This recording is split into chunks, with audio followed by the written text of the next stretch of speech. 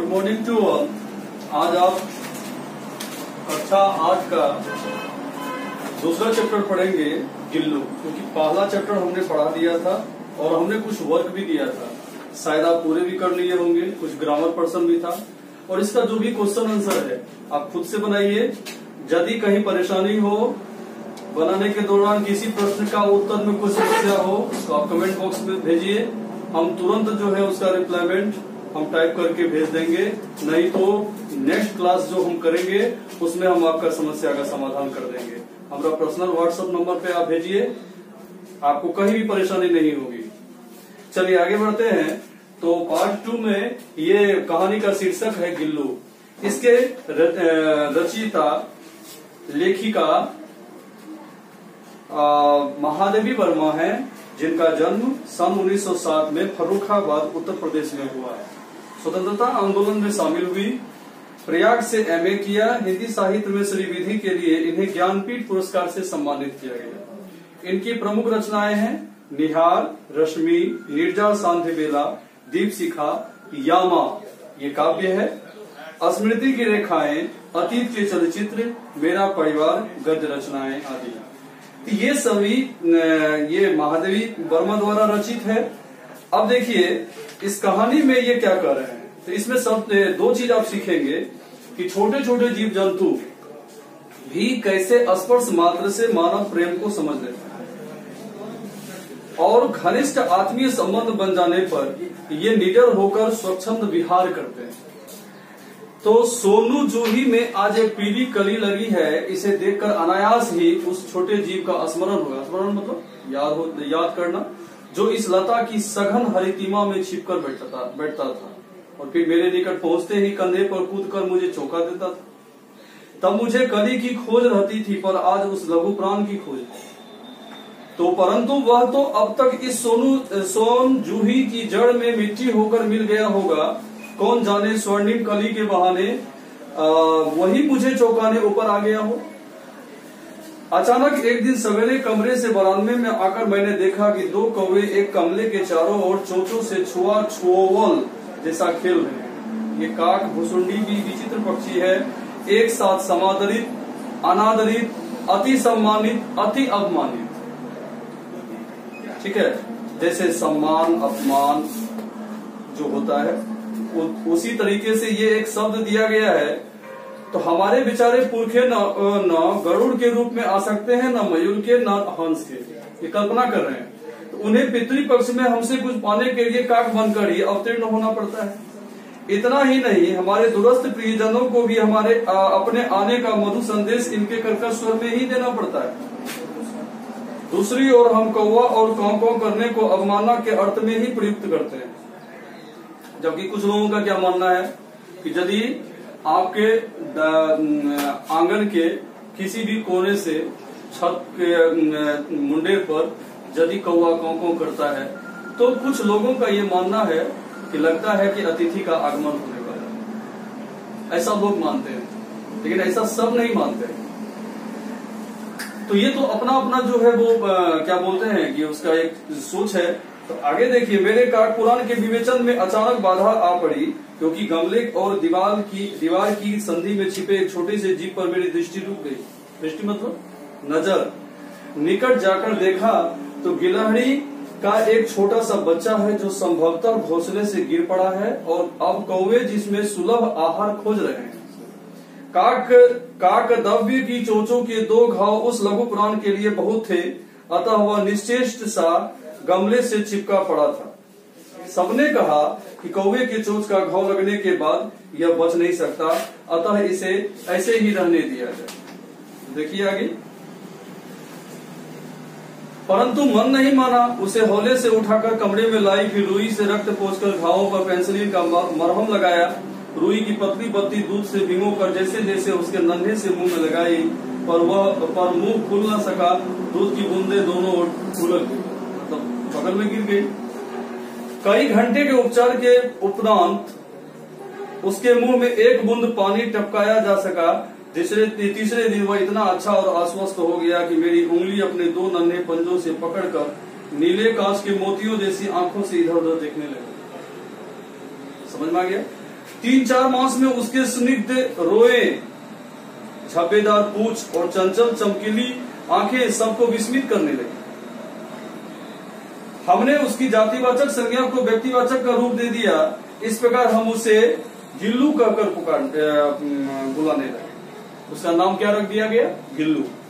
मैंने फूल रखने की एक हल्की डलिया में रुई बिछाकर उसे तार से खिड़की पर लटका दिया। वही 2 वर्ष गिल्लू का घर रहा। वह स्वयं हिलाकर अपने घर में झूलता और अपनी कांच के मनकों सी आंखों से कमरे के भीतर और खिड़की से बाहर न जाने क्या देखता समझता रहता था, परंतु उसकी समझदारी और कार्यकलाप पर सबको आश्चर्य होता था। जब मैं लिखने बैठती तब अपनी ओर मेरा ध्यान आकर्षित करने की उसे इतनी तीव्र इच्छा होती थी कि उसने एक अच्छा उपाय खोज निकाला। देखिए क्या उपाय है कि वह मेरे पैर तक आकर सर से पर्दे पर चढ़ जाता, फिर उसी तेजी से उतरता। उसका यही दौड़ने का क्रम तब तक चलता रहता जब तक मैं उसे पकड़ने के लिए न हो।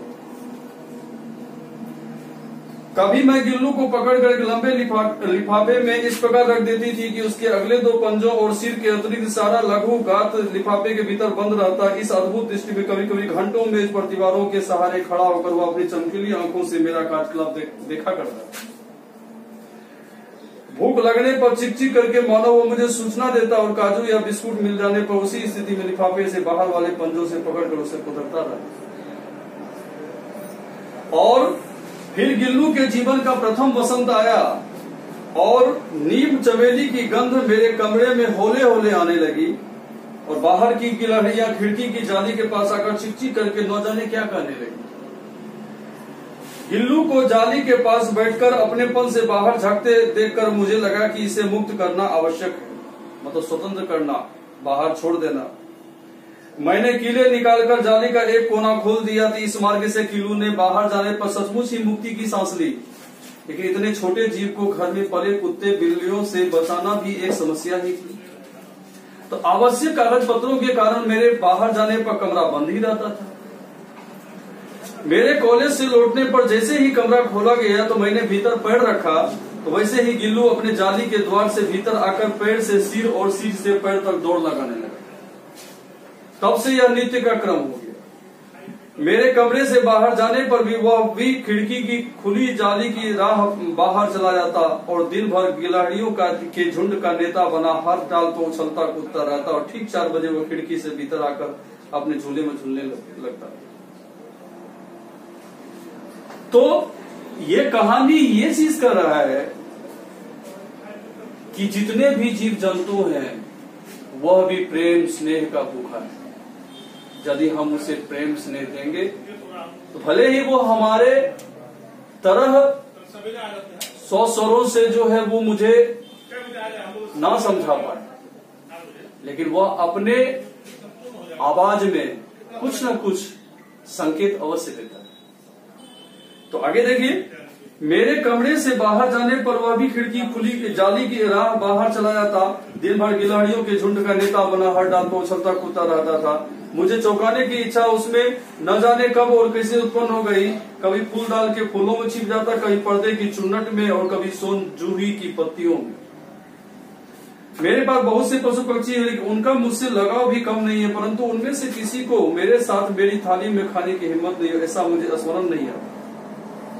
गिल्लू इनमें अपवाद था। मैं जैसे ही खाने के कमरे में पहुंचती वह खिड़की से निकलकर आंगन की दीवार बरामदा पार करके मेज पर पहुंच जाता और मेरी थाली में बैठ जाना चाहता था। बड़ी कठिनाई से मैंने उसे थाली के पास बैठना सिखाया, जहां बैठकर वह मेरी थाली में से एक एक चावल उठाकर बड़ी सफाई से खाता रहता।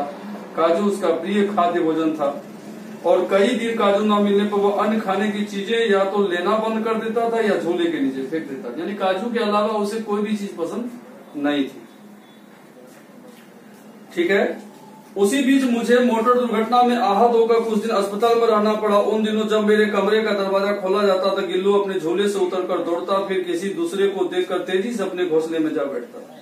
सब उसे काजू दे पाते, परंतु अस्पताल से लौटकर जब मैंने उसके झूले की सफाई की तो उसमें काजू भरे मिले, जिनसे ज्ञात होता है कि वह उन दिनों अपना प्रिय खाद्य कितना कम खाता रहा।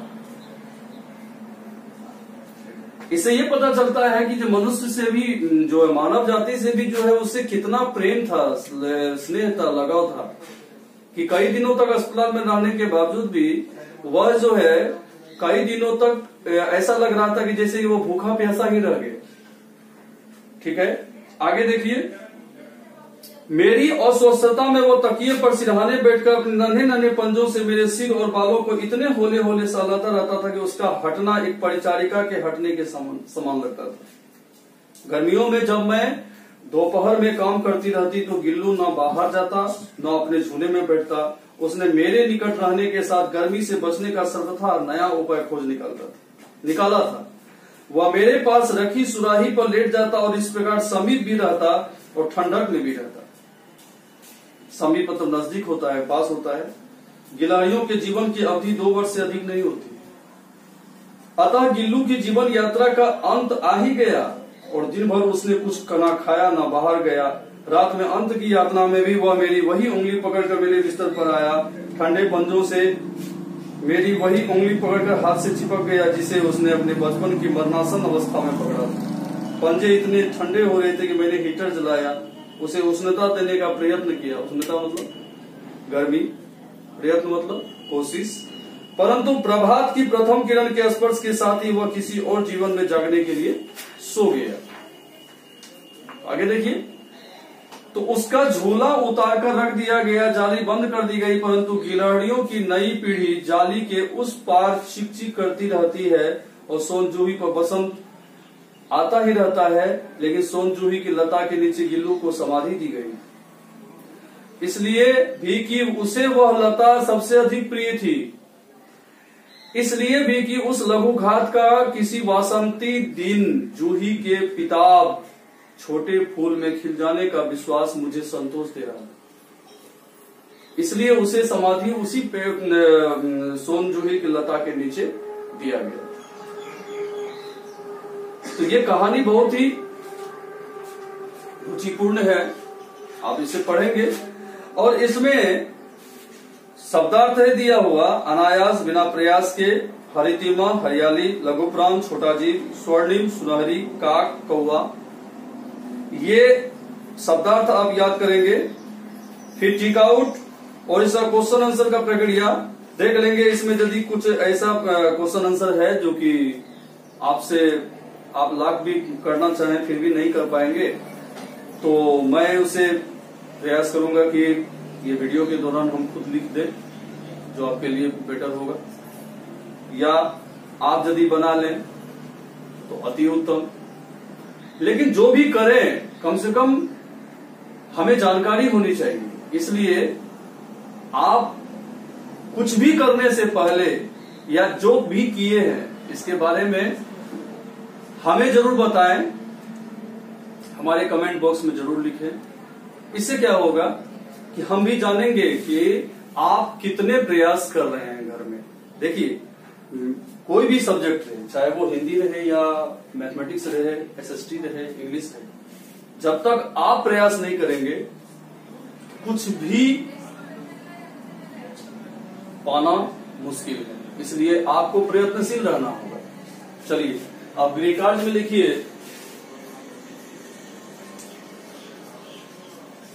ग्रीक कार्ड में लिखेंगे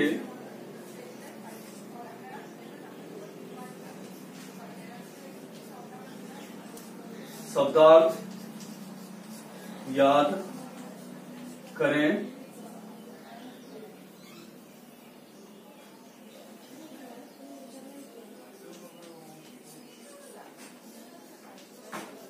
और कहानी ठीक से